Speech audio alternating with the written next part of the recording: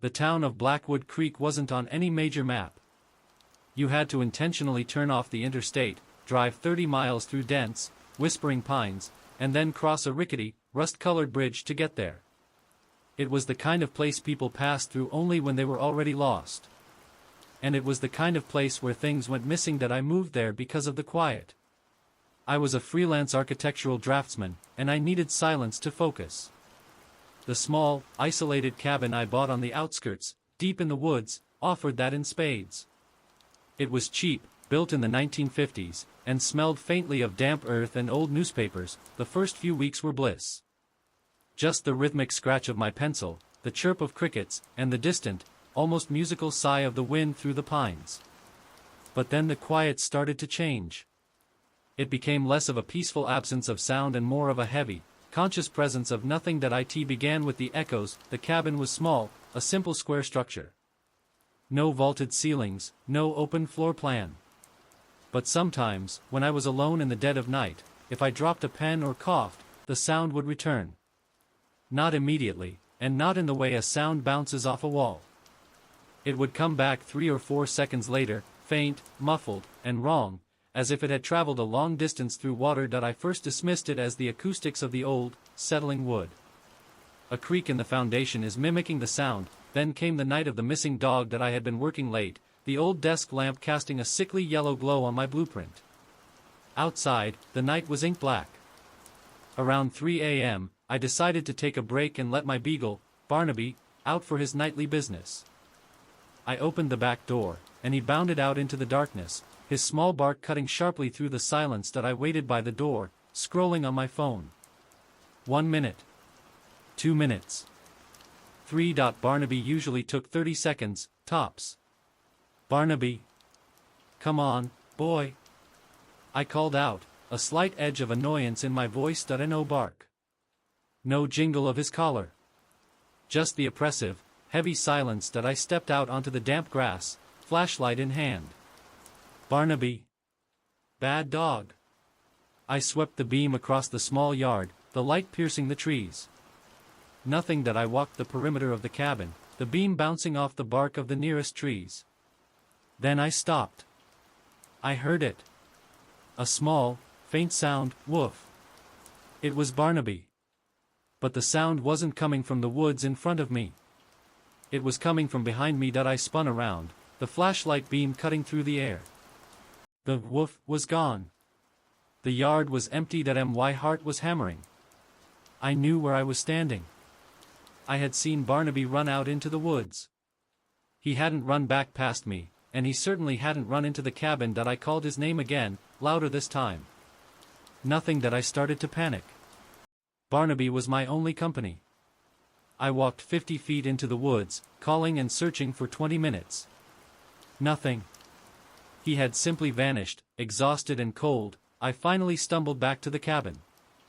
I sat on the porch swing, head in my hands. The silence felt like a physical weight pressing down on me. Then, for seconds after the porch swing made a low, metallic squeak, I heard it again. A low, metallic squeak. It was the echo. But this time, it was coming from the air right in front of me. And it was followed by something else. A sound like a wet sniff. I bolted inside, slamming and locking the door. I threw myself against it, panting. I didn't sleep the rest of the night. The next morning, I drove into Blackwood Creek and put up missing dog flyers.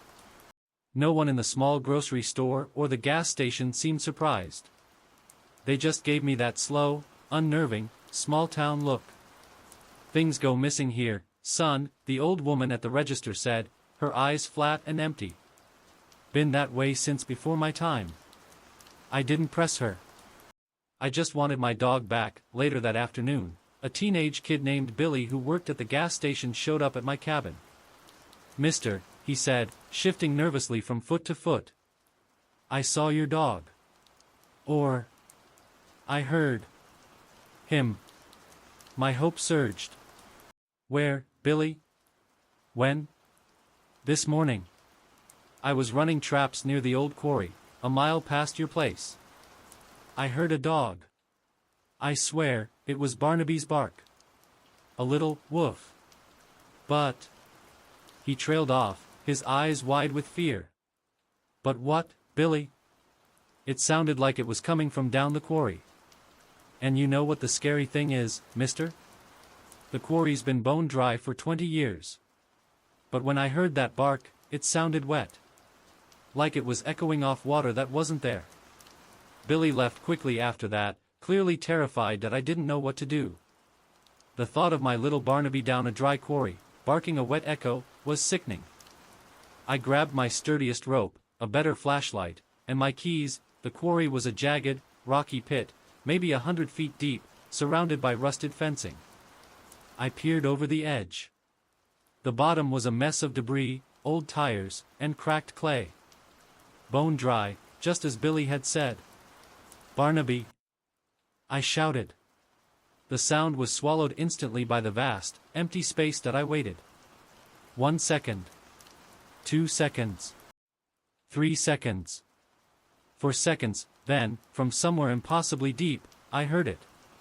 "Barnaby!" It was the echo of my own voice, but it was slightly off-pitch, a little deeper, and it was followed immediately by the faint, muffled sound I'd been dreading, woof. My heart froze. I was staring into a massive pit that was completely empty, and yet, the sound of my dog and my own voice were echoing back from it. Then I realized the truly terrifying thing. The echo of my voice, and the echo of Barnaby's bark, had come back at the exact same, 4-second interval. They weren't echoes of what I had just heard. They were echoes of what I had heard last night. That I felt a sudden, cold wash of understanding, a terrible realization that made the hairs on my arms stand straight up. Whatever was making these echoes wasn't simply reflecting sound. It was recording it. And it was playing it back to taunt me, and if it could record the sounds, what else could it be doing? I took a shaky step back from the edge, my mind reeling. That's when I saw it, carved into the rotting wooden fence post right next to me, a single word, crudely etched years ago. Listen, me blood ran cold. I wasn't just hearing echoes. I was hearing a replay of my life.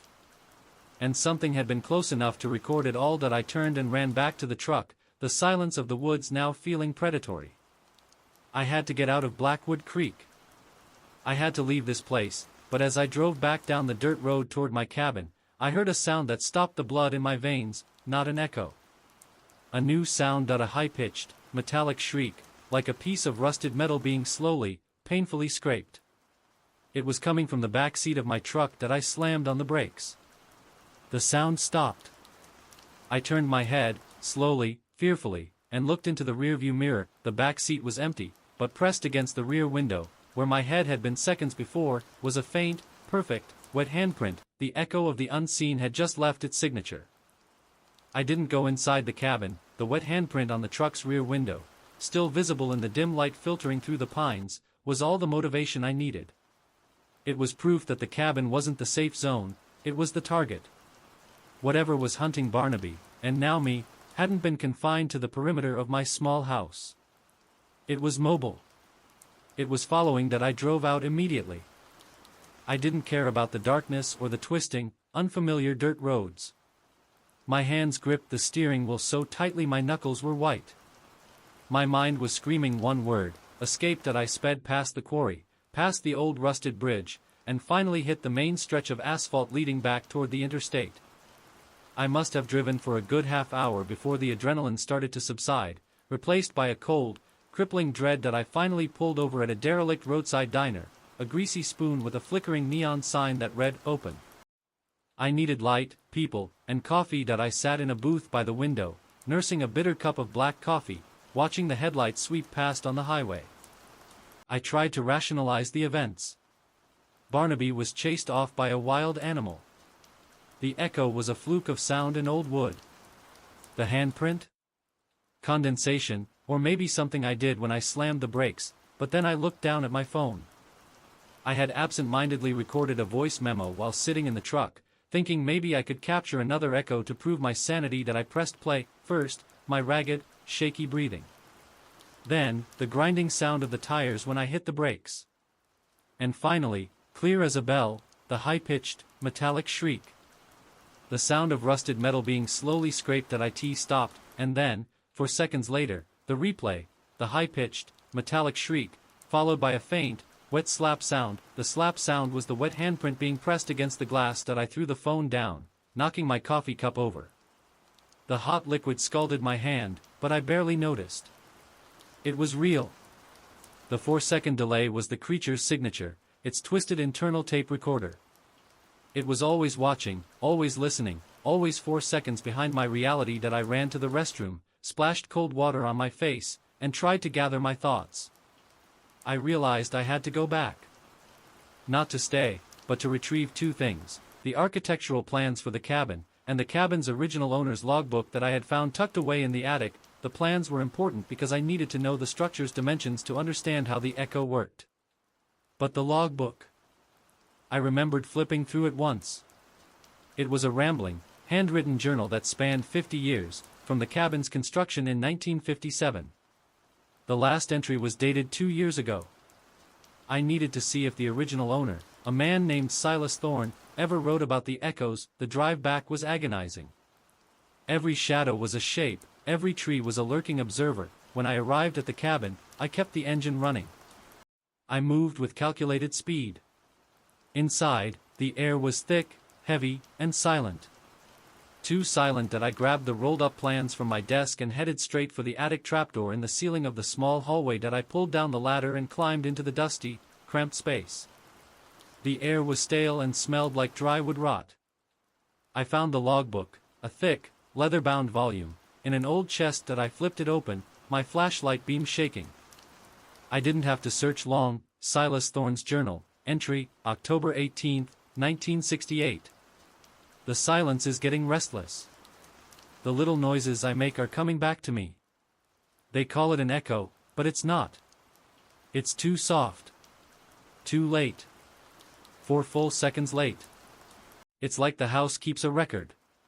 Today, I whistled a tune. 4 seconds later, I heard it faintly, but it wasn't my whistle. It was a high, thin imitation, like a child trying to copy the sound. November 5, 1974. My wife, Elara, noticed the delay when she dropped a ceramic bowl. It shattered. 4 seconds later, a tiny, crystal-clear clink came from the corner of the room. She thinks the house is haunted. I think the house is hungry. July 2, 1985. I caught it today. Almost. I shouted at the wall, "Who are you?" 4 seconds later, the echo returned, my own voice, but it was followed by a sound I never made. A slow, rasping sigh. It's listening. It's recording. And it's learning. I think it uses the time gap to travel that I looked up from the book, a sick knot forming in my stomach. The time gap. 4 seconds, the moment I looked up, I heard a sound from directly below me in the hallway. Clanked. It was the sound of the wooden attic trapdoor being pulled shut and the metal latch sliding into place. 4 seconds later, the fainter, muffled clank of the echo returned. That I was locked in the dark attic. That I scrambled to the trapdoor and hammered on it, shouting. It was sealed tight. I couldn't budge it. That I shone my flashlight around the cramped space. Just beams, insulation, and shadows. Then, my beam caught something else in the corner. A small, wooden toy horse, lying on its side. It was old, dusty, and painted bright red. That I picked it up. As my fingers closed around the cold wood, I heard a sound from directly underneath the floorboards where I was standing. A child's giggle. Faint, breathy, and right beneath my feet. That I dropped the toy horse. It landed with a soft, wooden thud. 1 second. 2 seconds.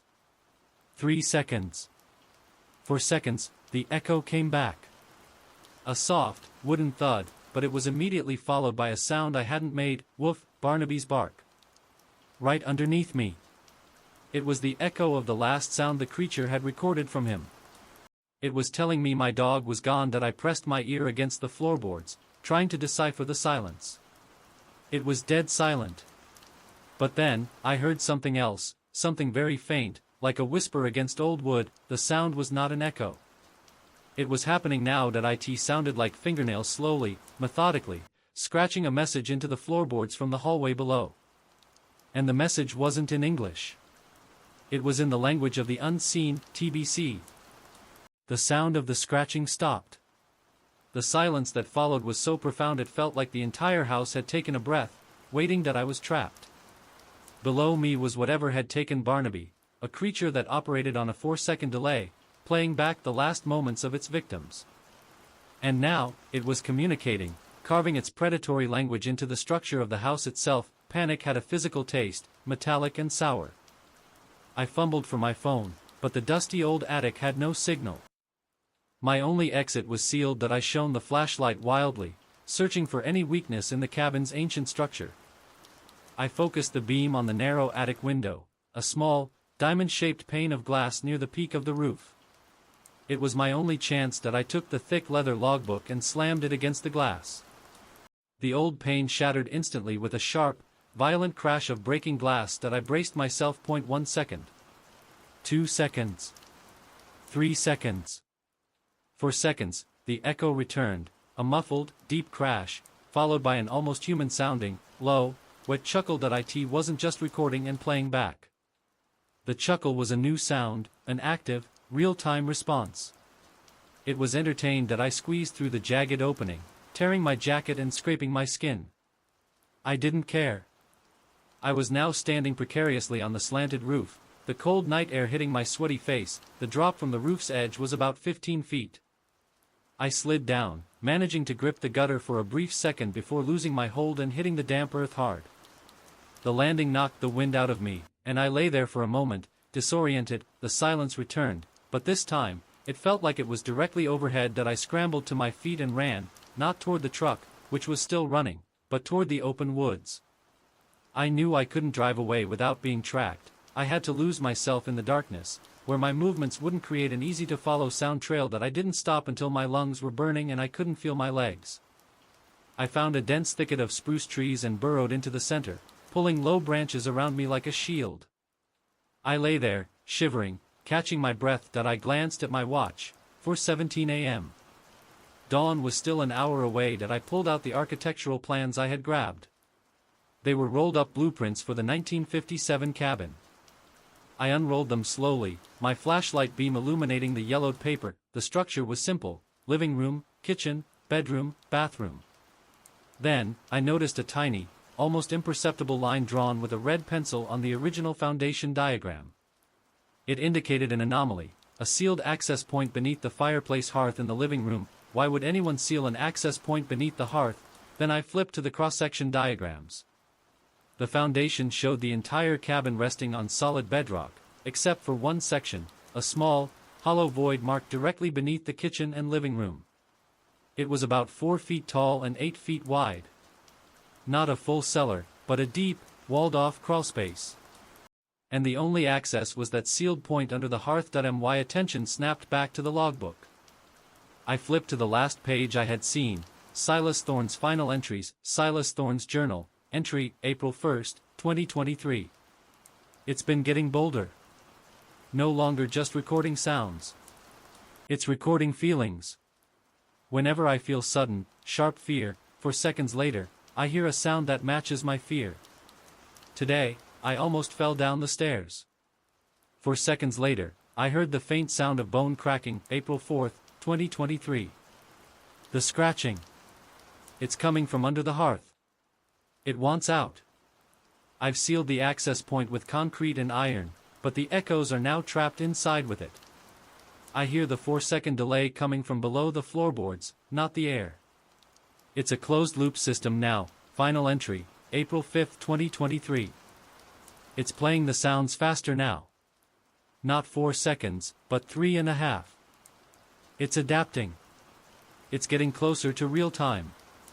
I know what it is. It's the echo of the unseen. The thing that lives in the gap between thought and reality. I'm going to unseal the hearth. I have to let it out. I have to find its. The writing stopped abruptly. The rest of the page was smeared with a dark, dried substance, blood, or maybe old mud. That I closed the book, the implications washing over me like an ice bath. The cabin wasn't haunted by a spirit, it was built over a temporal anomaly. A place that delayed sound and, more chillingly, fed on the sounds of fear and pain. Silas Thorne had tried to seal it, but then, in his final moments, decided to unseal it, and I was now running from the creature that had just been let out that I decided I had to go back to the cabin one last time. I had to see what was beneath that hearth that I crept back through the woods. The truck was still idling, the driver's side door ajar. I knew if I got near the truck, I'd be in the creature's domain again. That I approached the cabin from the back, moving silently like a shadow. I managed to slip through the broken attic window and slide down the ladder. That I walked directly into the living room, flashlight beam aimed at the stone hearth. The room was cold. The air felt charged, vibrating with held sound. That I grabbed the heavy, wrought iron fire poker. I raised it high and brought it down hard on the corner of the stone hearth, chipping away the sealant. Clang, I counted. 1, 2, 3, 4. The echo returned, louder this time. Clang, but instead of the usual faint, wet sound, the echo was followed by a torrent of overlapping, sickening noises. Barnaby's yelp, my own shout from the quarry, the sound of glass breaking, and the low, rasping sigh, all playing back at once. It was the creature's full repertoire of my recorded fear. That I kept hitting the hearth until the stone chipped away to reveal a metal door beneath. I dropped to my knees and pried it open with the poker. A blast of stale, earthy air hit me. I shone the light into the small, black crawlspace. It was empty. Just dry earth and darkness, but as I swept the beam along the floor of the void, I saw something small and white lying near the back wall. I reached in and pulled it out. It was a small, perfectly preserved bone. A dog's rib bone. As I held it, a sound began to emit from the darkness of the open crawlspace. Not an echo, but a new sound. A sound that was rising in volume, wet and clicking, like a tongue quickly tapping a piece of moist marble. Then, from the darkness, a voice whispered. Not my voice, not Silas Thorne's, but a dry, thin voice, barely audible. We like the sound you make when you breathe.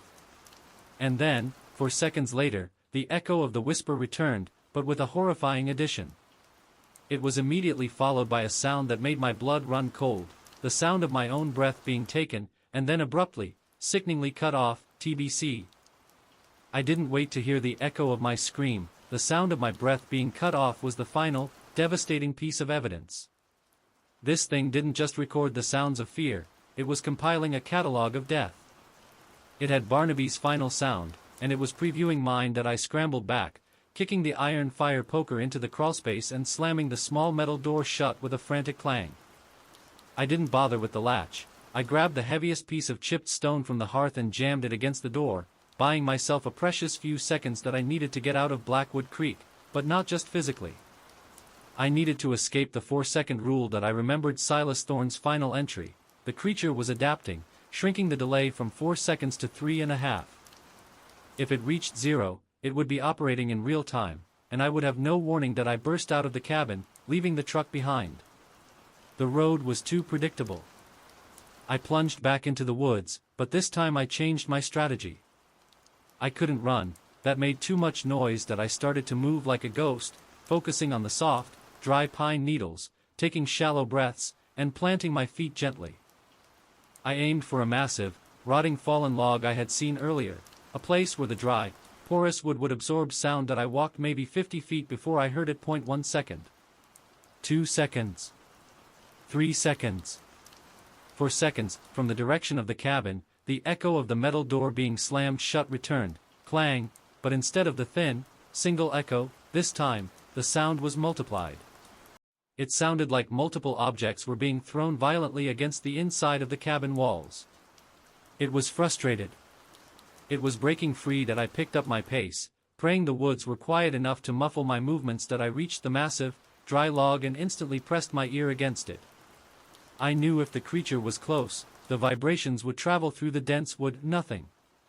Just the distant, faint drone of the highway. That I crouched behind the log, pulling the logbook and the blueprints from my pocket. I had to think like an architect, not a victim. The cabin was the anomaly's epicenter, a listening post. But what was the creature itself? I reread Silas Thorne's final, scribbled lines. I have to unseal the hearth. I have to find its what? Its weakness? Its source. I flipped the architectural blueprint back to the foundation diagram. The anomaly was a small, empty void beneath the cabin, surrounded by bedrock. But then I noticed a detail I had missed before, drawn faintly in the margins. It was a note from the builder: bedrock too dense to dig past. Strange mineral composition. Resists all resonance.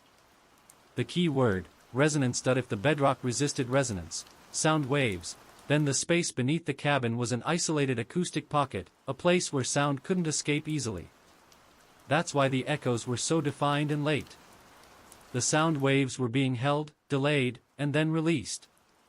The creature wasn't just recording sound, it was a predator that lived in the temporal space of the delay. I looked at the log. Dry. Porous. Sound-absorbing. I had found the creature's antithesis, silence. But a complete lack of sound is almost impossible to achieve. Suddenly, I heard a new sound, very close. A click and a hum. I slowly peered over the log. My heart plummeted. It was my truck. It was driving slowly down the dirt road I had just left. But I was here. The headlights cut through the dark trees, moving at a snail's pace. I could see the silhouette of the driver. It was vague, indistinct, but it was sitting in my seat, its head slightly too large for the frame of the window. The truck stopped right beside my hiding spot. I held my breath, shrinking further behind the log. Then, the driver's side window slid down with a metallic whine. 1 second. 2 seconds. 3 seconds. 4 seconds, the echo of the window slide returned, the metallic whine sounding faint and distant, as if it came from a mile away, not 10 feet. The creature was still bound by the 4-second delay, but it was using my property, my vehicle, to hunt. It was setting a trap. Then, the creature's voice emerged from the truck's open window.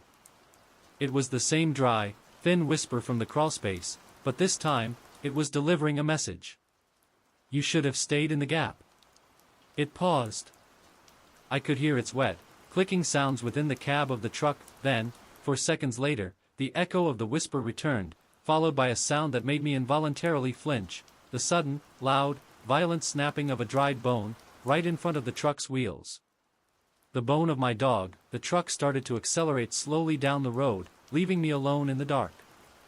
It was taking my last link to safety with it. I had two choices: follow the truck and risk being caught in its acoustic net, or run in the opposite direction, deeper into the dark, silent woods. I made the only logical choice. I started running away from the road, away from the creature's noise, away from the entire town of Blackwood Creek. I ran toward what I hoped was the end of the forest, aiming for open fields or maybe even the old, abandoned train tracks. I ran for 15 minutes before collapsing into a small, rocky ravine. The silence here was different. It was heavy, dense, and full of the noise of my own frantic breathing. I looked down at the earth, trying to steady myself, and that's when I saw it. The soil was loose, freshly disturbed. Someone, or something, had been digging here recently. I pushed away some loose dirt with my foot, revealing a smooth, polished object. I picked it up. It was a small, carved wooden block, perfectly flat and about the size of a coin. On one side was etched the number 4. I turned it over. On the reverse side was a crude, etched drawing of a human EYE. As soon as my fingers touched the block, a chilling sensation ran through me, and I heard it. A faint, soft sound, like a gentle, loving whisper, coming from directly above me. Hello, listener. The voice was kind. It was warm. It sounded like my long-deceased grandmother, but the sound didn't come with a delay. It was real-time. The 4-second rule had been broken. TBC. The kind, warm voice of my grandmother was the most terrifying sound yet. The loss of the 4-second delay meant the creature had closed the temporal gap. It was now operating in the moment, and it was speaking directly to me, using the voice of someone I loved and missed. Hello, listener, the voice repeated, laced with a familiar, affectionate lilt. I didn't move. I stared up into the darkness above the ravine, my eyes wide, desperately searching for the source. Nothing. Just the canopy of the pines, blending into the ink-black sky. I realized the horror of its message. It wasn't just recording sound, it was recording emotional resonance. It had likely tracked my memories, perhaps from a stray thought of my family, and was now weaponizing that data. The wooden block with the 4 etched on it fell from my numb fingers. I didn't dare make another sound. I focused entirely on my breathing, trying to make it shallow, silent, and non-existent. Then, I heard a different sound, coming from the edge of the ravine, 30 feet away. It was a rhythmic, slow thud, thud, thud. It sounded like a heavy burlap sack being dragged over the rough ground. The sound was accompanied by a low, guttural murmur, too deep to be understood, but undeniably close that I crawled deeper into the dirt of the ravine, desperately seeking cover. I noticed the disturbed soil I had unearthed was not just loose dirt, it was the filling of a shallow, unmarked grave that I reached out and swept away more soil. My flashlight beam illuminated a wooden stake, driven deep into the ground. It wasn't a marker, it was a makeshift anchor. Attached to the stake was a short length of rusted chain, and at the end of the chain was a tarnished metal locket that I carefully picked up the locket. It was heavy and engraved with the initials E.T., Elara Thorne, Silas's wife, the woman who thought the house was haunted. I flipped the locket open. Inside, on one side, was a tiny, faded photograph of a smiling woman. On the other side, there was no picture, but a tiny, handwritten slip of paper. I unfolded it. The echoes stop if I make no sound for 40 seconds. It hates the absolute silence. Elara's final desperate note. 40 seconds. A window of pure, unadulterated silence that could momentarily disrupt the creature's temporal link that I knew I couldn't achieve. 40 seconds of complete silence out here in the woods, with the thud, thud, thud, growing louder, but the thought sparked a terrifying idea. If absolute silence broke the creature's loop, then absolute, deafening noise might overwhelm and confuse it, pushing it back into the 4-second delay that I looked at the locket in my hand. Then I looked at the strange, freshly disturbed grave. And I realized what the creature was dragging. The thudding stopped right at the edge of the ravine. A new sound began. The wet, clicking tongue taps, directly above me. "You should have kept the little block, dear. It was a gift." The voice was still my grandmother's, but colder now, predatory. Then, something fell from the darkness above and landed right next to my head with a dull, wet splut that I didn't look. I didn't dare. But the smell was overwhelming, a combination of stagnant water, pine decay, and something sweet and rancid that I heard the voice again, softer this time, right at my ear. "Barnaby missed you." I squeezed my eyes shut, paralyzed. I knew I had to move. I had to make a noise that defied the echo of the unseen. That I fumbled for the lighter in my pocket, a habit from years ago. My hands were shaking too badly to flip it open. Then, I heard the sound of a zipper being slowly, agonizingly undone, followed by the sound of a wet canvas scraping against rock. That I forced myself to open my eyes. The creature was finally revealing itself. It wasn't an invisible shadow, it was a figure, tall and gaunt, standing at the ravine's edge. It was shrouded in what looked like heavy, black, soaking wet cloth, like a diver emerging from a swamp.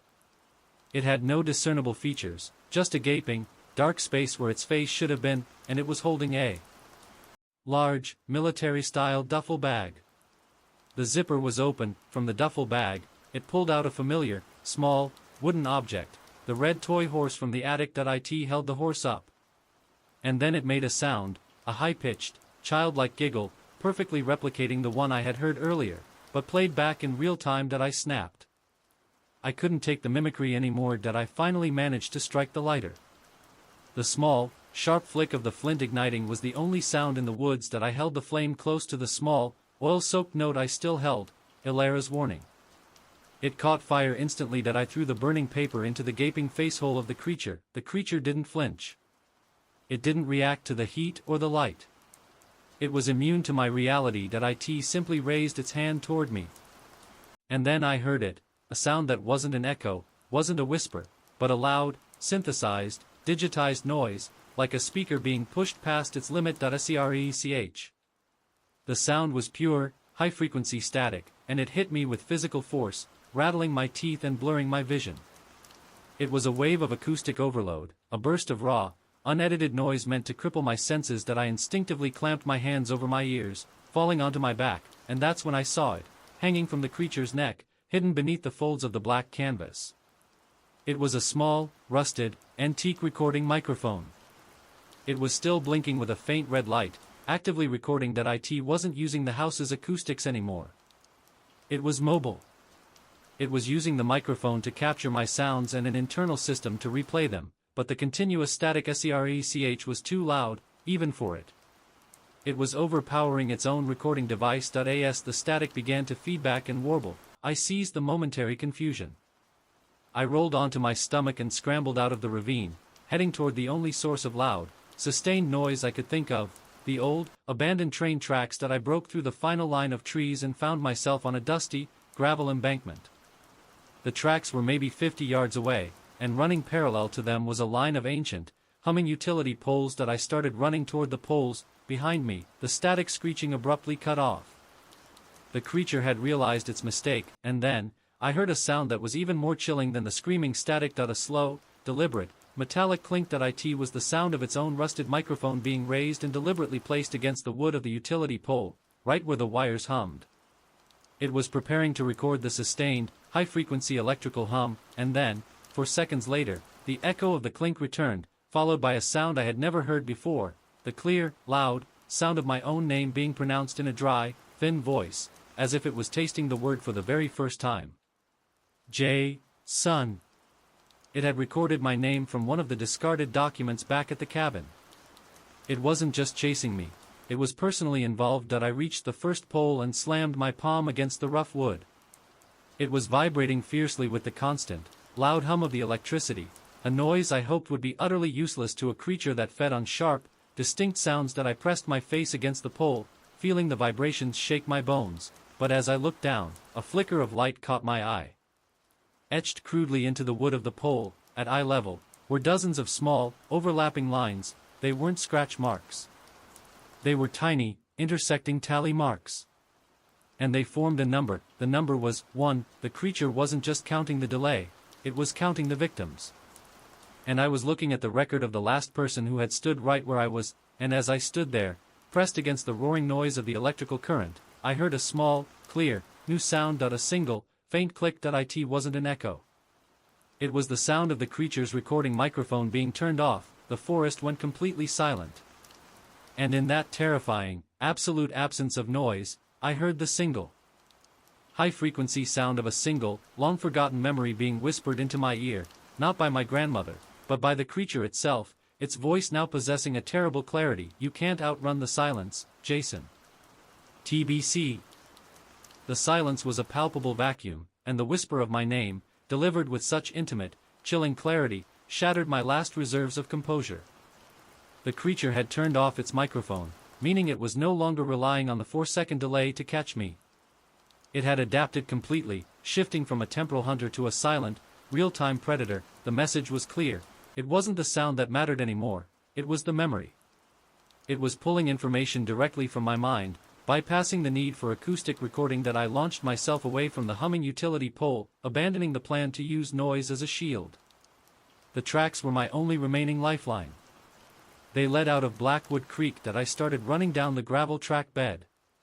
The stones shifted beneath my feet, creating small, sharp, distinctive noises, the kind of sounds that would be irresistible to the creature if it turned its microphone back on.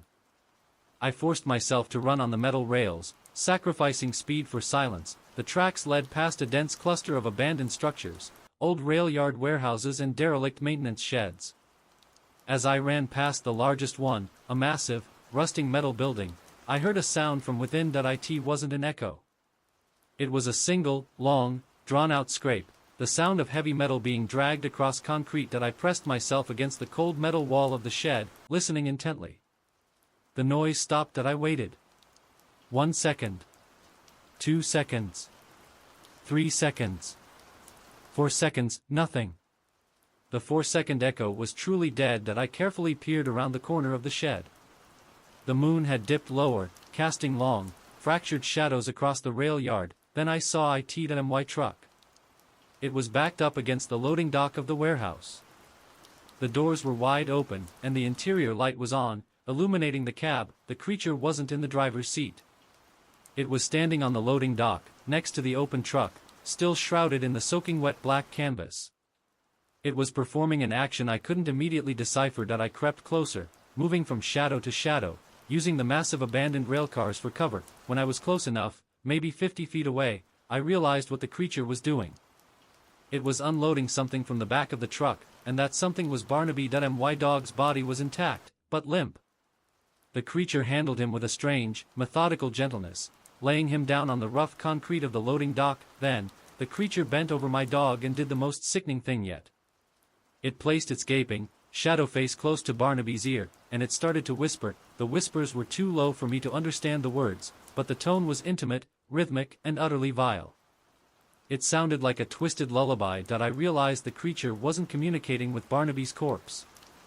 It was communicating with the memory it had recorded of Barnaby's existence, attempting to feed on the emotional energy released by the act of its death. The creature then reached a thin, pale, and surprisingly long appendage out of the wet canvas and gently touched Barnaby's forehead. At that moment, I heard a sound directly in my head. Not through my ears, but in the center of my skull. Master. It was Barnaby's voice. A single, final, weak, loving thought. The creature was extracting Barnaby's final, non-acoustic memory. It was consuming the very consciousness of my dog. Rage, pure and blinding, overrode my terror.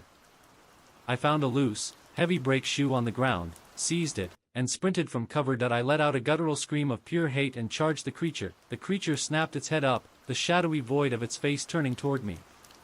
It dropped Barnaby's body and stood perfectly still. I was 3 steps from the loading dock when the creature raised both its hands, palm up, and let out a sound. It was not a scream, not an echo, but the perfect, amplified sound of my own charging footsteps, the shifting gravel, the pounding on the concrete, all played back at maximum volume, aimed directly at me. The sound hit me like a solid wall of force. My momentum faltered, and I stumbled, covering my ears. The sound was so loud it felt like my eardrums were being physically torn. The creature was still using sound, but it was now a weaponized reflection. It was using my own noise against me, a real-time, instantaneous feedback loop. I managed to throw the heavy brake shoe. It missed the creature and ricocheted off the metal building with a deafening clang. The creature immediately amplified the clang and sent it back, causing me to reel back in pain. I fell onto the concrete, dizzy and disoriented, my ears ringing violently. The creature slowly descended from the loading dock. It moved with a smooth, liquid gait. It walked past my prone form and over to the open cab of the truck. It reached into the glove compartment and pulled out a small, framed photo that had been sitting there, a picture of my parents. It held the photograph up to its featureless face. Then, from the void of the creature's face, a sound emerged. A soft, gentle, maternal voice, laced with the worry only a mother could convey. "Jason, where are you going? Don't leave us." The memory was being played back in real time. It was using my deepest emotional connections to keep me paralyzed. I knew I couldn't fight it with noise. I had to revert to the only defense I had left, silence and distance. I crawled backward, ignoring the pain in my head and the sound of my mother's voice begging me to stop. I crawled back toward the tracks. I reached the first track and pulled myself up, stumbling away from the rail yard. As I ran, I risked a final glance back. The creature was still holding the picture, and then, I saw the most crucial detail. The creature's right arm, the appendage that had touched Barnaby's head, was not wrapped in canvas. It was exposed. And where the elbow should have been, there was a large, wet, exposed patch of raw, pink flesh. The creature wasn't immune to my world. It was vulnerable. I ran until the rail yard was a distant silhouette. I was almost to the border of the forest, where the tracks met the gravel road. As I reached the final embankment, I looked down the long, empty stretch of tracks. There was a sign posted on the old crossing gate. Blackwood Creek limits. I was minutes from escaping. I was free, but as I stepped past the sign, I heard a new sound, coming from the dense, dark woods to my left. A soft, rhythmic, low hiss. I stopped dead. The hiss was coming from a dark, muddy culvert beneath the road, an old drainage pipe. The creature wasn't behind me. It was ahead of me. It had somehow beaten me to the exit point. I looked down at the muddy ground near the culvert entrance, and there, pressed into the thick mud, was a perfect, deep impression. Not a footprint, but the circular imprint of a large, antique microphone head. It was baiting me. I realized with chilling clarity that I had not been running away from the creature at all. I had been running toward the creature's true domain, the wet, sound-dampening, resonant space beneath the earth. I turned to run back down the tracks, but it was too late. From the dark, wet opening of the culvert, I heard a loud, clear, echoing click. The microphone had been turned back on, and then, 4 seconds later, a triumphant, distorted voice boomed from the pipe's mouth, carrying the acoustic signature of wet, vibrating metal. "Welcome home, Jason. TBC." The booming, distorted voice welcoming me home from the mouth of the culvert was confirmation of my worst fear. The creature had anticipated my move. The wet, enclosed space of the drainage pipe was a resonant chamber, amplifying its power and isolating me from the open air that I spun around, ready to run back down the tracks, but the creature had already emerged. It slid out of the pipe's mouth with disturbing speed, the wet canvas dripping mud and water. It was taller than I remembered, or maybe the sudden proximity made it seem so. It stood upright on the gravel road, its head tilted, the black void of its face focused entirely on me. It was silent now, using the terrifying weapon it had mastered, the instantaneous sound reflection that I knew I couldn't scream, couldn't run, couldn't even drop my heavy logbook without giving it a weapon to use against me. I had to move with an absolute, terrifying stillness. My eyes darted around, searching for the raw, pink patch of vulnerable flesh I had seen on its arm. It was gone, hidden back beneath the dripping black canvas. I remembered the number etched on the utility pole, 1. And the wooden block with the 4. This wasn't just a predator, it was a collector with a pattern. I took one slow, deliberate step onto the embankment, forcing myself to move at a near glacial pace, trying to generate the minimum possible sound. The creature didn't move either, but its shadowy face shifted, as if it were smelling the air, or rather, listening to the residual silence. Then, I heard a sound from the opposite side of the road, coming from the dense cluster of pine trees. A muffled, high-pitched squeal. It was the sound of a rusted gate hinge protesting under pressure. The creature's head snapped toward the sound. It was an external noise, a variable it hadn't introduced. It was a distraction. I used the fractional moment of its attention being split and launched myself off the embankment, rolling hard into the mud of the ditch, aiming for the deep shadows away from the road. The creature immediately reacted, the wet canvas billowing as it turned, but before it could focus on me, the squeal repeated, louder and closer this time, followed by a sound I recognized, the faint, metallic jingle of a dog collar. My heart leaped. Could it be Barnaby? Did the creature only have his memory, not his body? The creature let out a harsh, guttural sound, a low clicking roar, and began to move toward the noise in the trees. The chase was still on, but its focus had shifted. I stayed low in the ditch, watching it glide into the woods. As soon as the canvas disappeared among the pines, I started crawling toward the fence line. I knew I had to find the source of the squeal. Someone, or something, was fighting it, and I couldn't abandon that slim chance of help. I crawled through the underbrush until I reached the old fence. The gate was hanging slightly ajar, the cause of the squeal. Just beyond the gate was a small, ramshackle building, a tiny, crumbling shed or workshop. The air here smelled heavily of stale pine resin and something acrid, like burnt circuitry. I heard a new sound from inside the shed. A repetitive, rhythmic tapping. Not an acoustic sound, but something sharper, like fingernails hitting wood. I peered through a cracked window pane. Inside, sitting at a battered workbench, was a figure. An old man, thin and hunched, surrounded by an organized chaos of wires, soldering irons, acoustic foam, and dismantled recording equipment. He wasn't facing the door. He was tapping his fingers on a small, smooth piece of wood, a piece of the creature's own for a block, perhaps, and sitting right next to him, curled up by his feet, was an elderly, graying beagle. My breath caught in my throat. It wasn't Barnaby. But it was a beagle. The old man looked up at the window, directly at me, as if he knew I was there. His eyes were wide and red-rimmed, and he had thick, industrial earplugs jammed into his ears. He slowly pulled a notepad and a pen from his workbench and held it up to the glass. His message was simple, stark, and written. In shaky, hurried script, I am Alara's brother. I heard your echoes. Your dog is gone. Get in now. We have to fight the noise with. He stopped writing, his eyes widening in horror, looking past me. I heard the sound of the creature's returning footsteps, the heavy, wet thud, thud, thud, right behind me. It had found and silenced the source of the distraction. The creature had moved too fast for me to react. I felt the cold, damp canvas of its body brush against my back. The old man in the shed slammed the notepad down and fumbled wildly with a large, antique brass horn, like a phonograph speaker, mounted on his workbench. The creature let out a low, victorious hiss that felt like it was freezing my blood, and then, from the creature's gaping face void, a new sound erupted. Not a scream, but a meticulously woven collage of every sound of fear I had ever made: the sharp flick of the lighter, the sound of the porch swing squeaking, the violent clang of the fire poker, and the final, wet slap of the handprint, all played back simultaneously, in a cacophony designed to overload my sanity. That I stumbled toward the shed door, throwing myself against the rickety wood. The old man yanked the door open and pulled me inside, slamming the lock home just as the creature's full body slammed against the outside wall. The entire shed shook violently. The old man, his eyes frantic, finally managed to activate the brass horn. He flipped a massive, antiquated switch. The horn let out a noise so utterly different from anything I had ever heard. It wasn't an acoustic sound, it was a physical, low-frequency vibration. A deep, subaudible DHM. DHM.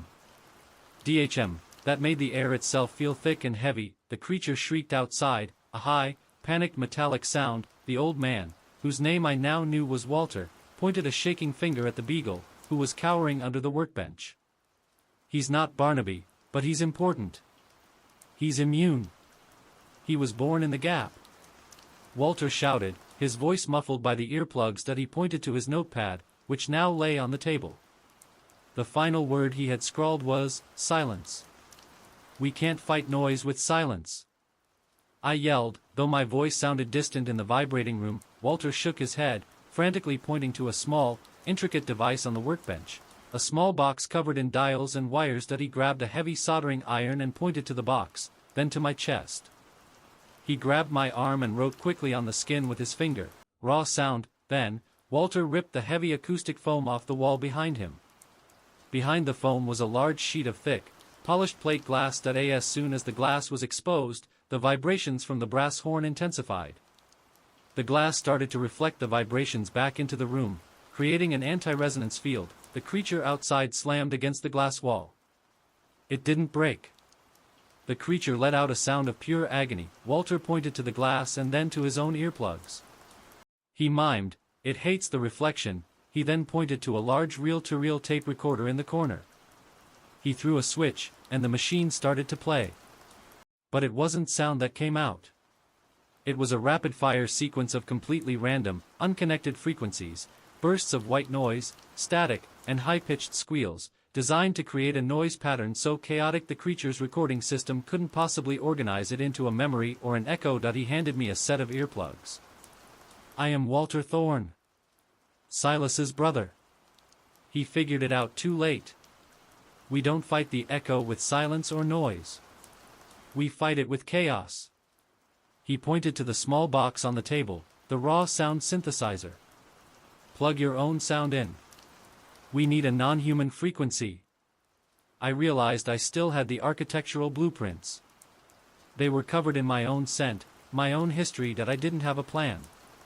I had a single, desperate, reckless impulse. I snatched the blueprints. I grabbed the live, heavy soldering iron from Walter's hand, and I plunged the red-hot tip of the iron directly into the heart of the raw sound. "Synthesizer," the box shrieked, not with an acoustic sound, but with an electrical, searing zzzzzzzztt. The raw sound was pure, chaotic electrical feedback. The creature outside the glass screamed a high-pitched, thin shriek, like the sound of grinding chalk.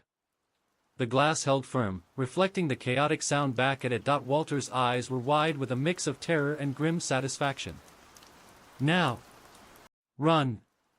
The tracks!" I turned to run, my ears roaring with pain, when I noticed the beagle, who had been completely unaffected by the chaotic noise, was pawing frantically at the base of the workbench. It wasn't pawing to hide. It was pawing at a small, freshly dug hole in the dirt floor of the shed. I looked down. In the small hole, gleaming against the dark earth, was another small, smooth wooden block, but this one didn't have a number. It had a single, terrifying word carved into it. "Hush, TBC." The appearance of the second wooden block, marked "Hush," confirmed the creature's pattern. It wasn't just collecting sounds, it was leaving artifacts, markers of its presence and its intent. This block, found by the seemingly immune beagle, was a terrifying message to those who sought silence. It's a warning. It knows the beagle found its weakness. Walter shouted, his voice cracking amidst the deafening electrical feedback and the low-frequency hum, the zzzzzzzztt. From the ruined synthesizer was working. The creature outside the plate glass was convulsing, its black canvas body writhing, unable to form a coherent sound or memory to use against us. The chaotic, non-acoustic noise was its undoing. The hole.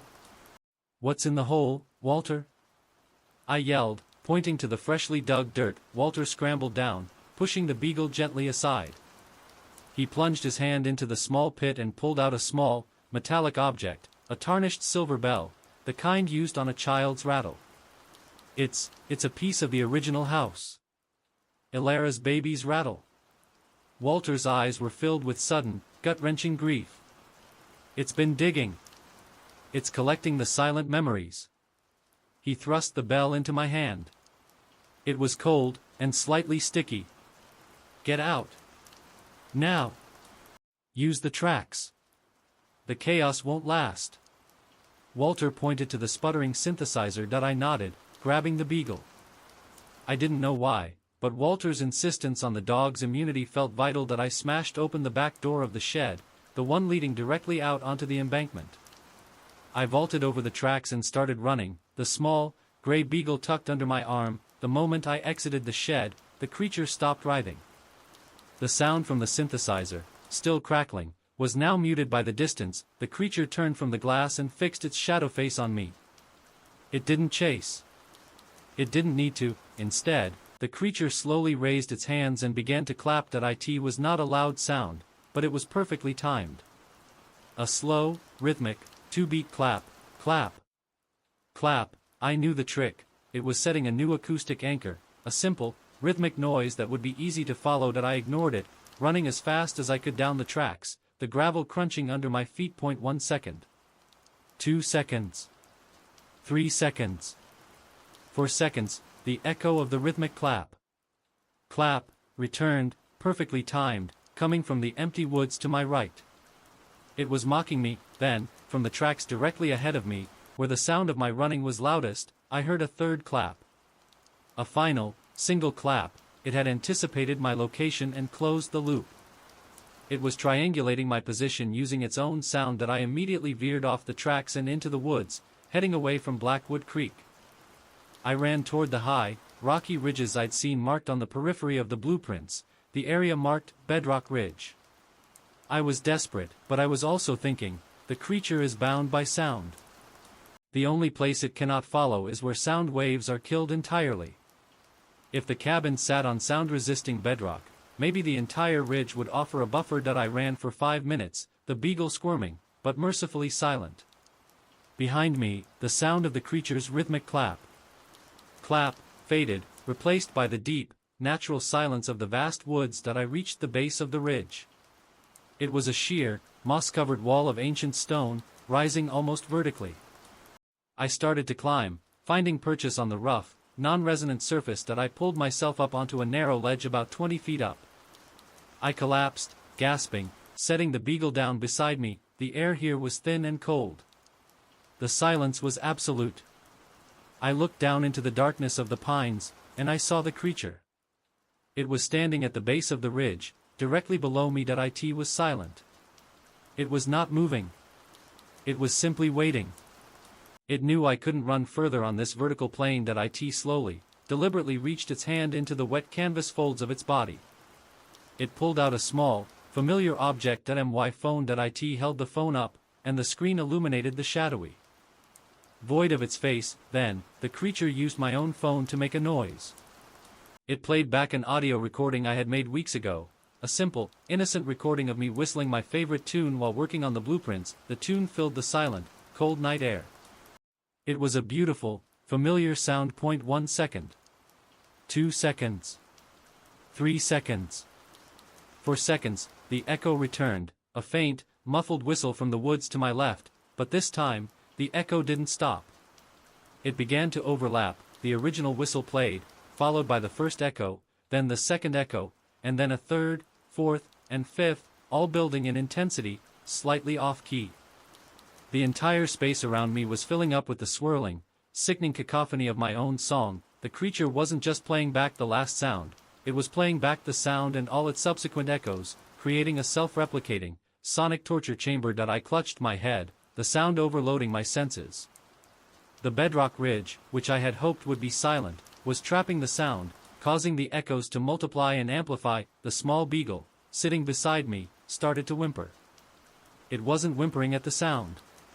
It was whimpering at my fear that I looked at the beagle.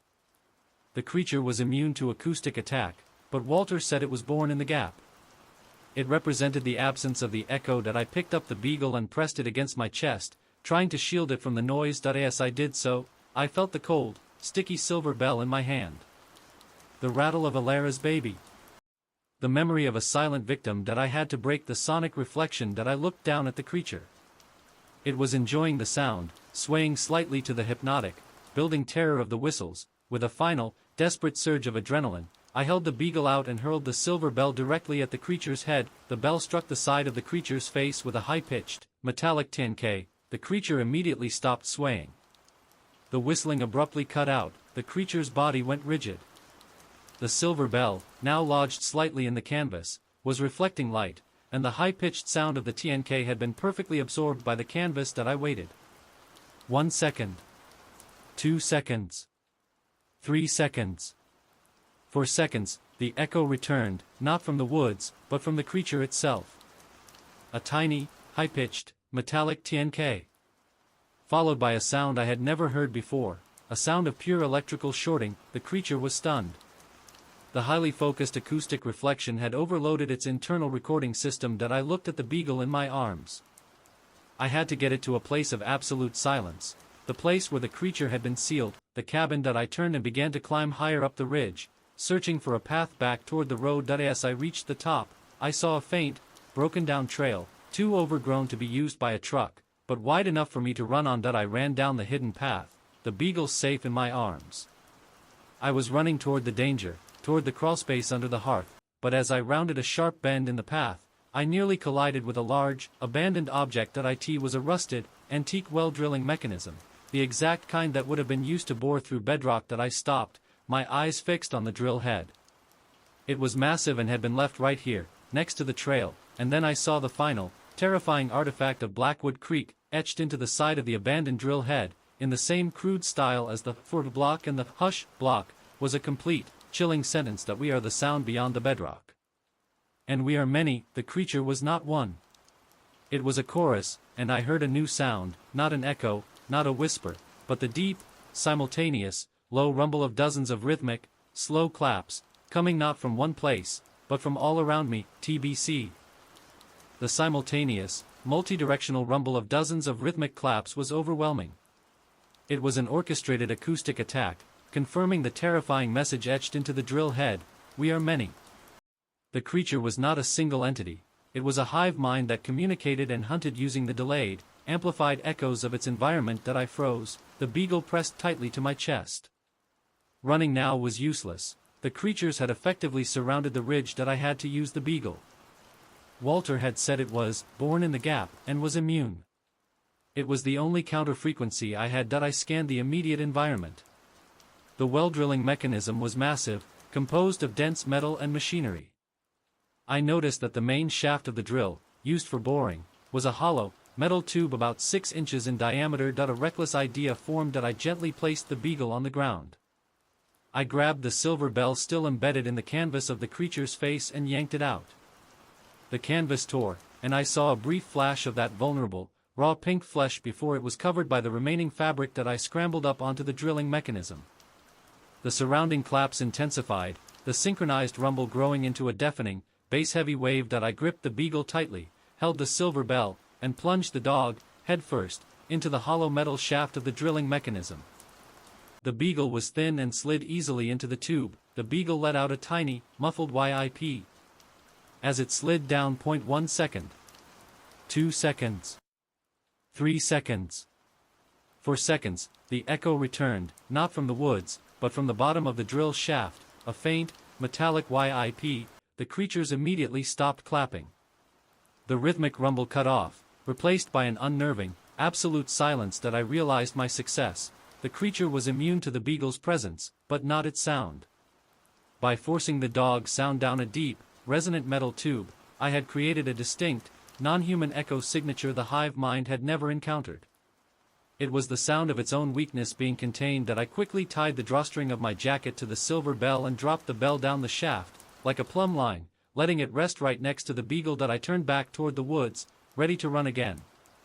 But I didn't need to. The creatures were emerging, not one, but 6 shrouded figures in dripping black canvas slid silently out of the surrounding pines, surrounding the well-drilling mechanism.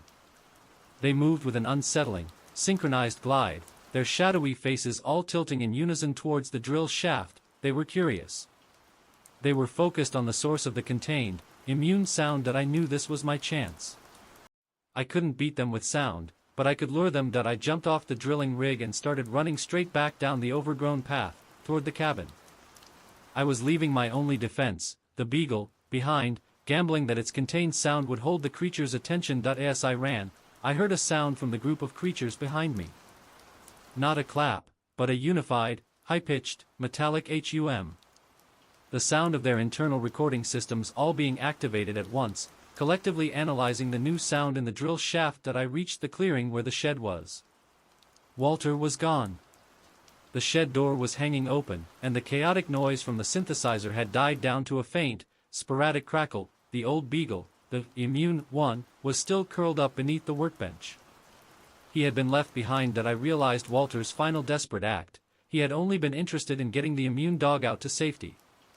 But the creature I left in the drill shaft was my only bargaining chip. That I ran to the hearth of the cabin. The metal access door was still jammed with the stone. I heaved the stone aside and threw the door open. The black void of the crawlspace stared back at me. I could smell the damp earth and stagnant air. That I heard the sound of the creatures behind me, getting closer. Their synchronized hum was deepening into a low, predatory growl. That I didn't hesitate. I slid into the crawlspace, pulling the metal door shut over my head. I jammed the rock back against the door, sealing myself in. The darkness was absolute. The silence was immediate and profound. I was in the acoustic void, the space beneath the bedrock that resisted resonance. That I pulled out the blueprints and the logbook. I needed to know what Silas Thorne was trying to find before he died. That I fumbled for my flashlight and illuminated the final entry of Silas's journal. Final entry, April 5, 2023. It's playing the sounds faster now. I'm going to unseal the hearth. I have to let it out. I have to find its source. The creatures are only echoes of the real thing. The source is the only thing that is truly mute. The creature's vulnerability wasn't silence, it was muteness, the inability to create sound in the first place. That I shone the light around the crawlspace. It was exactly 4 feet high. Just dry earth and the occasional spider. Then I noticed the beagle, the one I had left behind in the shed. It was now right beside me in the crawlspace, its gray tail thumping softly against the dirt. That it hadn't moved when I went in. It must have followed me at some point, silent and unseen. The creature's true weakness was the ability to move without sound, without creating an echo. The beagle stood up and started pawing at a section of the dirt wall directly under where the fireplace flue would be. I watched, fascinated, as the dog scratched away the dirt, revealing something hard and smooth. It was a small, perfectly preserved sheet of thick copper. I scraped away the remaining dirt and pulled the copper sheet free. It was rectangular, about 2 feet long, and surprisingly cold. And then, I heard it. A sound from the dirt floor directly beneath the copper sheet. A slow, rhythmic drip. Drip. Drip. It was the sound of liquid hitting liquid, but it was incredibly slow, almost glacial. I pressed my ear to the newly exposed patch of ground. The dripping sound was coming from far, far below. Then, from the copper sheet in my hand, I heard a faint, high-pitched whrr. The sound of a tiny electrical motor. I turned the sheet over. A small, micro-etched circuit board was taped to the back. And connected to the circuit board was a single, pea-sized crystal oscillator. The oscillator was vibrating at a constant, low frequency. I recognized it from the blueprints, the strange mineral composition that resisted resonance. This was a man-made device, possibly built by Silas, designed to lock the area into a constant 4-second temporal loop. The dripping sound wasn't water. It was the sound of time passing. I looked at the beagle. It was staring intently at the hole the copper sheet had covered. The creature's rhythmic clap. Clap, from outside the hearth access door started up again, muffled but present. The hive mind was trying to find me. I placed the beagle gently into the small opening where the copper sheet had been. The beagle slid down, past the dirt, and let out another small yip. This time, there was no echo. The beagle had reached the true acoustic void. I heard the creature's rhythmic clapping outside turn into a single, frantic, high-pitched screech. The hive mind was panicking. Its weakness had been isolated. I looked down into the hole the beagle had gone through. I saw nothing but absolute darkness. I plunged my hand in, grabbing the beagle by the scruff of the neck and pulling it out. The beagle was shivering, but unharmed, and then, from the hole, I heard a new sound. A sound that was so fundamentally wrong it defies description. It was the sound of a single, long-held human breath being slowly, agonizingly released. It was the sound of someone who had been holding their breath for 50 years, and then a thin, dry voice whispered from the depths of the earth, a voice that was pure, original, and utterly terrifying. "Hello, son. TBC." The whisper, "Hello, son," emerging from the acoustic void beneath the bedrock, was delivered with a shocking, paternal intimacy. Mind was fast. The source was still locked to the 4-second cycle through the remnants of Silas's copper oscillator. The hive mind was being held back by the temporal tether. I grabbed the beagle and the copper sheet and ran out the back door, toward the woods and the drilling rig. As I fled, I heard the hive mind's reaction, not a scream, but a unified, terrifying, wet growl, a deep sound of unified frustration. I ran back toward the ridge. I found the drilling rig, the hollow shaft still waiting. The 6 shrouded figures emerged from the trees behind me, gliding, their pace slow and methodical. I slammed the copper sheet onto the top of the drill head, securing it. I then placed the beagle inside the main opening, pressing it against the sheet, effectively turning the drill head into a highly focused, directional speaker for the beagle's mute frequency. I aimed the long, hollow drill shaft toward the single, largest, darkest shadow in the group of approaching creatures. I reached into the shaft and gently pinched the beagle's ear. The beagle let out a tiny, high-pitched, contained yipe. The sound was focused and shot out of the drill shaft like a directed beam. It hit the lead creature dead center. The creature didn't make a sound. It didn't flinch. It simply shrank. The canvas sagged, the bulk collapsed, and the creature fell to the ground, dissolving into a small, dark puddle of stagnant water. 5 creatures left. I pinched the beagle's ear again. Yipe, another creature fell. 4 left. I pinched it a third time. Yipe, the remaining 4 creatures stopped their advance. They broke formation and began to back away. The yipe sound from the drill shaft, their new, terrifying counter-echo. I had found the weapon, but as the 4 creatures retreated, I heard a new sound, coming from directly under my feet, from the bedrock beneath the drill rig. A dry, thin, clear voice, speaking in real time, right at the surface. "I am Silas Thorne's only son. I have been holding my breath since he sealed the door. Your little dog is a gift." The source was no longer underground. I looked down at the massive drill head beneath my feet. The copper sheet was vibrating violently. And then, the drill shaft, the very conduit of my defense, began to slowly, agonizingly, rotate. The source had activated the long-abandoned drill rig. It was going to bore through the bedrock, not to escape, but to trap me and the beagle in the seismic noise, TBC. The slow, grinding rotation of the drill shaft was accompanied by a deep, guttural sound of metal on stone, creating a localized earthquake around the rig. The source, speaking through the machinery itself, was no longer a hidden entity. It was actively engaging, intending to bury me in a landslide of noise and stone. "Your little dog is a gift," the voice of Silas Thorne's son repeated, the sound vibrating up through the metal and straight into my feet. The 4 remaining canvas-shrouded echoes of the unseen, seeing their source active, stopped retreating and began to advance again, their steps synchronized and silent. They knew the seismic noise would mask their approach. I held the beagle in place, the copper sheet pressing its mute frequency down the hollow shaft. I had to stop the drill. I jumped off the rig, landing hard on the bedrock. The ground was shaking violently. I needed to find the rig's power source. I scanned the heavy machinery. The main power cord, thick and black, led from the drill rig back into the dark woods toward an old, rusted metal junction box mounted on a thick pine tree. I darted toward the junction box, the 4 figures gliding silently behind me, their forms barely visible in the shaking darkness. As I reached the tree, I saw the box was sealed with a heavy, rusted padlock. I didn't have time to break it. I placed my ear against the metal box, trying to hear the internal workings. All I heard was the loud, sustained zizz of high-voltage current flowing into the rig. I looked down at the lock. It was a standard 5-tumbler mechanism. I reached into my pocket and pulled out the only thin, rigid object I had left, the small, flattened slip of paper I had retrieved from Alara Thorne's locket, which was marked, "The echoes stop if I make no sound for 40 seconds. It wasn't a lockpick, but it was all I had. I tried to jam the paper into the lock, my hands shaking too much from the vibrating earth. I glanced over my shoulder. The 4 creatures were now 5 feet away, their shadowy faces tilting in synchronized anticipation. I heard the voice of Silas's son again, clearer this time, emanating from the earth. "Don't bother. The sound of the lockpick, even paper, will be amplified by the bedrock. We will have you before you get to 3. I dropped the paper. He was right. Any physical attempt would give them the necessary acoustic input to strike that I was trapped. Noise was death.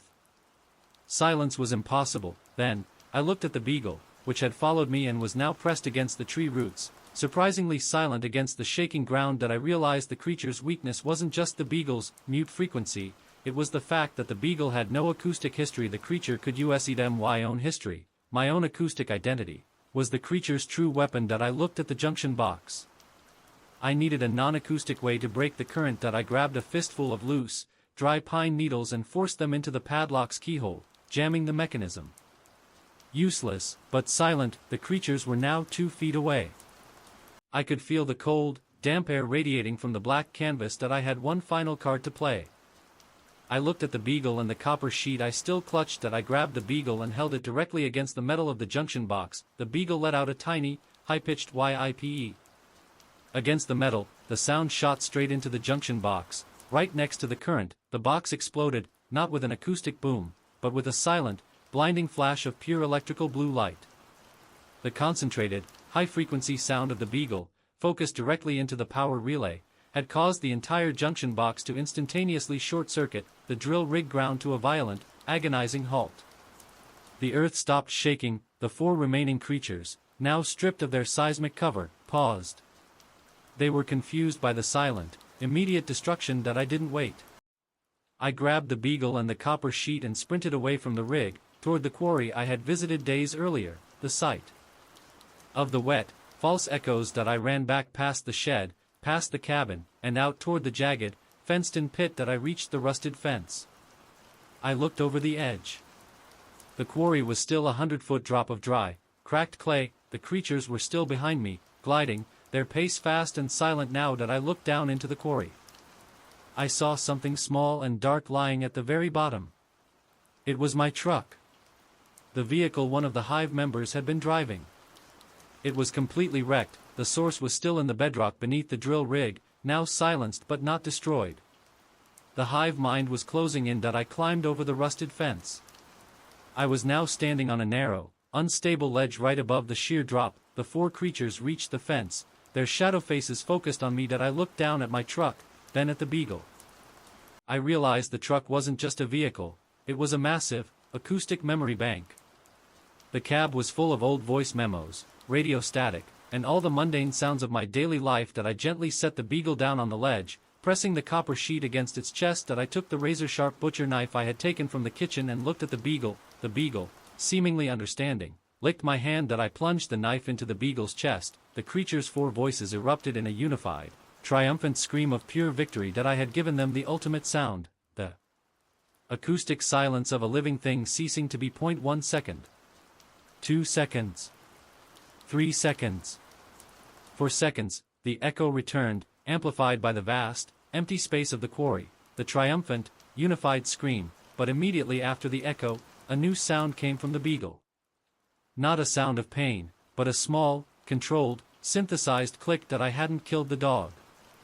I had stabbed it through the harness Walter had secretly attached to its chest, a thin harness interwoven with high-frequency wire. The click was the sound of the beagle's mute frequency being inverted and injected into the copper sheet. I grabbed the beagle and hurled the copper sheet, like a small, spinning discus, out over the 100-foot drop. The sheet spun, and the beagle's inverted mute frequency, now a perfect anti-sound, projected out from the copper. The creature screamed again, a sound of unbearable pain. The anti-sound was dissolving them. As the copper sheet landed on the roof of my wrecked truck at the bottom of the quarry, the final creature, closest to me, disintegrated into a pile of ash and water. I smiled, exhausted and shaking. I had won. Then, from the bottom of the quarry, I heard a sound. A single, clear, powerful, resonant sound that echoed perfectly off the dry clay walls. Laughter. It was the voice of Silas Thorne's son. The copper sheet hadn't just hit the truck. It had activated the truck's airbag, which had been rigged to deploy on impact. The sound of the explosion was now contained by the tight acoustic space of the wrecked cab, amplified, and sent back up. The final, terrifying realization hit me: the source hadn't been defeated. It had escaped. It was a purely acoustic being, and it had ridden the sound wave of the Beagle's final, focused anti-sound, and now the truck's acoustic explosion, to safety. It was loose. I looked down at the Beagle. The knife still stuck in its harness, and then I heard a sound from the Beagle itself. A small, dry, familiar whisper. You should have left the listener behind. It was the Beagle. But it was speaking in the voice of Silas Thorne's son, TBC. The final betrayal was a gut punch of acoustic horror. The Beagle, my trusted ally and the key to the creature's defeat, was now speaking with the voice of Silas Thorne's son. It hadn't been immune. It had been possessed. The creature had used the Beagle's unique, mute state not as a weakness, but as a stealth vehicle, hiding the source within the dog all along. The creature's voice, coming from the Beagle's small frame, was dry and triumphant. You only defeated the echoes, Jason. The hive mind was just the microphone network. The source. I was mute in the gap. The dog was my transport. You brought me out. I stared at the Beagle. Its familiar brown eyes held a look of cold, ancient intelligence. The knife I had plunged into the harness was now simply a handle. You brought me the anti-sound, the Beagle creature continued. A perfect weapon to dismantle my redundant parts. And the truck explosion? That was the final, beautiful noise to break the temporal lock forever. We are out, Jason. And we are no longer bound by 4 seconds. The Beagle creature lifted a tiny paw and tapped the knife handle. Tnk, the sound was sharp and clear. It was followed immediately, in real time, by the same chilling whisper, now amplified and aimed directly at my ears. You are the last memory we need. I realized the horror of my location. The quarry was a massive, dry acoustic amplifier. The Beagle was a real-time sound generator. I was standing on an unstable ledge, with a 100-foot drop below me. I had to use the one defense I had left, the Beagle's existence. I lunged forward, not to attack, but to embrace the dog. I pulled the Beagle to my chest, pinning its mouth and body against my jacket, muffling any sound it could make. The Beagle creature struggled, letting out a muffled, frantic sound that was immediately silenced by the cloth. I turned my back to the quarry and looked out at the silent, expectant woods. I shouted, not at the creature, but at the empty air, projecting a lie. Walter. Help me. I've got the dog. He's coming to get you. I was using my own voice, my own acoustic identity, to try and lure the real Walter Thorne, Silas's brother, out of hiding, knowing that the creature would follow. The Beagle creature thrashed violently in my arms. I could hear its synthesized voice muffled through the fabric. No. The acoustic signature is not primary. He's not here.